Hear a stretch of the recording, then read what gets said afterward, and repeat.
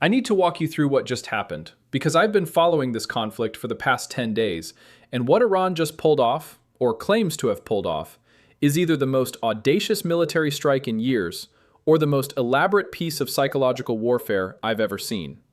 And honestly, I'm still not sure which one it is. Here's the situation.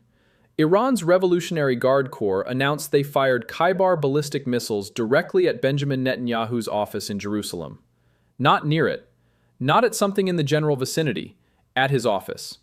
The same compound where Israel's prime minister runs the country. They also claimed they targeted the home of Israel's Air Force commander in the same wave of attacks.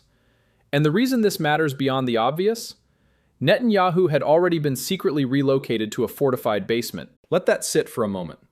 The leader of a country currently waging war against Iran was already in a shelter, and Iran says they found him anyway.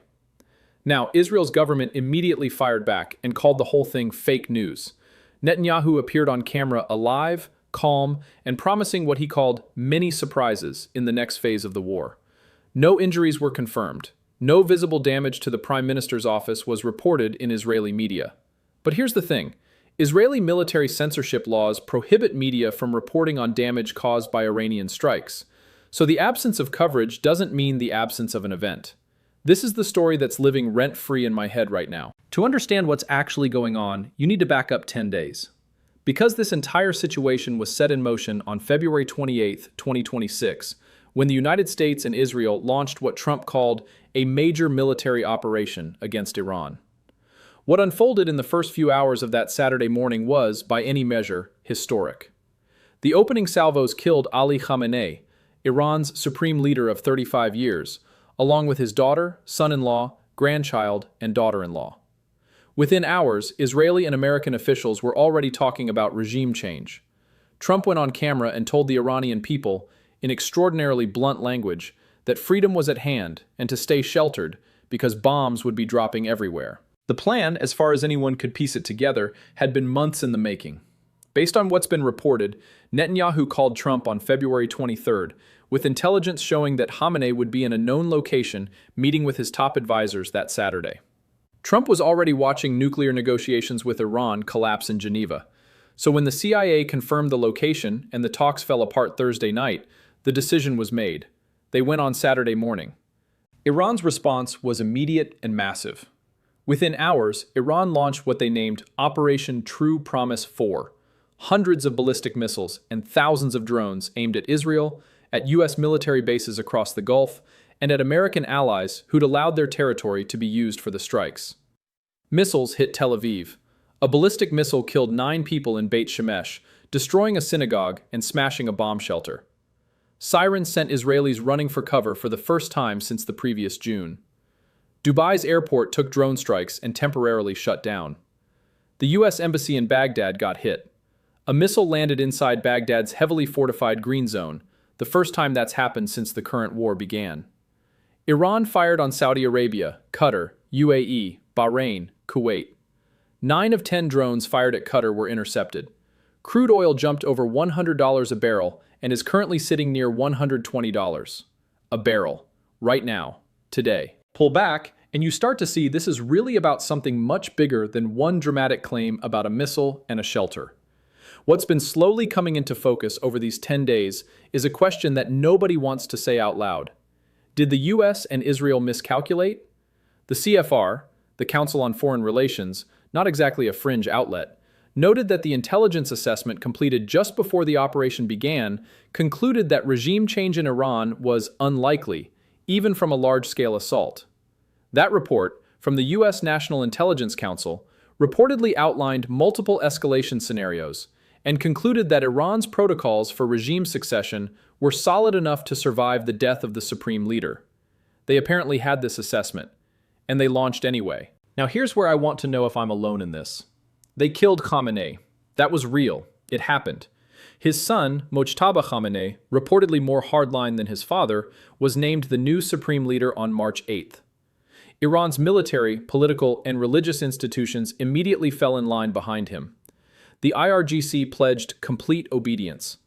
Iran's foreign minister is on camera saying they haven't asked for a ceasefire, they don't want negotiations, and they're ready for a ground invasion if it comes to that. Is this what a regime on the verge of collapse looks like? Walk me through your logic on this one in the comments. Because here's what I keep coming back to. Iran has fired over 500 ballistic missiles and nearly 2,000 drones in 10 days. Analysts are pointing to two things simultaneously. One, their missile stores are depleting. The rate of launches has visibly slowed since early March. And two, the IRGC appears to be rationing deliberately, stretching the campaign out for a longer war. Russia has reportedly been feeding Iran intelligence to help them strike U.S. military assets more precisely. A national intelligence assessment says that's confirmed. So Iran is being degraded, yes, but it's also adapting, evolving, and refusing to break. Meanwhile, what's the endgame? That's where it gets genuinely murky. Trump has demanded Iran's unconditional surrender. Israel has threatened to kill whoever they name as Khamenei's successor. They already destroyed the building where Iran's assembly of experts was supposed to convene to select a new leader, trying to delay and disrupt the succession process. It didn't work. Mojtaba was confirmed anyway. The new supreme leader is a man who, by all accounts, watched his father, mother, sister, and other family members die in U.S.-Israeli strikes. And Trump is demanding he surrender. Iran's foreign minister told NBC News this week that Iran didn't ask for a ceasefire even last time. He's referring to the 12-day war last June, when U.S. and Israeli strikes targeted nuclear facilities and a ceasefire was eventually mediated through Qatar. The Iranian position now is that they'll continue until the aggression stops. The U.S. position is unconditional surrender or more strikes. There is no visible overlap between those two positions. Now layer this on top. The economic consequences are already reshaping global trade. The Strait of Hormuz, through which roughly 20% of the world's oil passes, is under threat. Shipping lines have rerouted. Dubai International Airport, one of the busiest in the world, took drone strikes and went to limited capacity.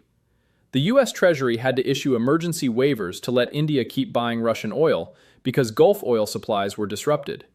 That's the scale of what's happening. This isn't a regional skirmish that stays in the Middle East. This is a conflict that's affecting how oil moves, where planes fly, and how much everything from gas to manufactured goods costs. 6 U.S. troops have been killed.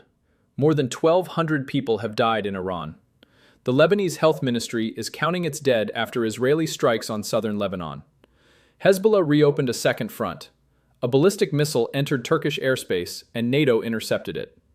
A Kuwaiti fighter jet shot down 3 American F-15s in a friendly fire incident. All 6 crew survived, but that tells you how chaotic the operational picture is right now. And at the center of all of it is this figure of Netanyahu, giving video statements from what appears to be a secure location, promising surprises, vowing the war will continue unabated and without compromises, talking about a plan to destabilize the regime, to enable change. He's been working from a reinforced basement at the Prime Minister's office since Iran sent a drone into his Caesarea home back in October 2024. He avoided that one because he wasn't home. Now Iran is claiming they've sent missiles directly to where he is.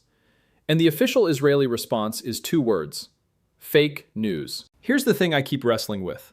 Both things could be true simultaneously.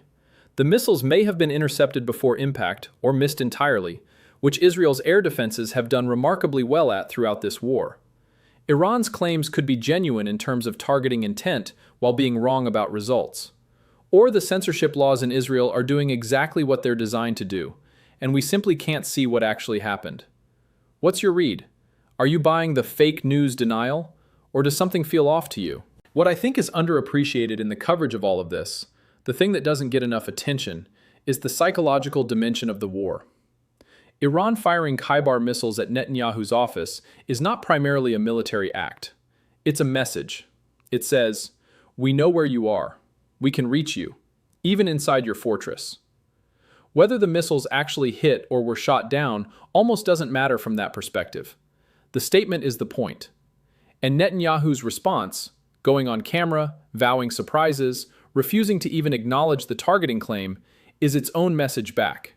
You haven't broken me, and I'm not going anywhere. This is 2 leaders who have publicly staked enormous personal credibility on this conflict. Trump said he and Netanyahu have destroyed a country that would have destroyed Israel.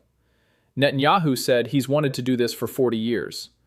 Mojtaba Khamenei just lost his father in an American airstrike, and is now the supreme leader of a country under bombardment. There is no version of this where any of them quietly steps back and calls it even. On day 10 of this war, here's where things actually stand.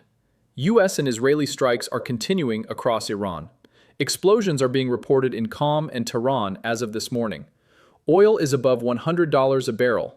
Lebanon's parliament has extended its own term because the country can't safely hold elections while under Israeli strikes. Turkey's airspace was violated by Iranian missiles. Russia is feeding targeting intelligence to Iran.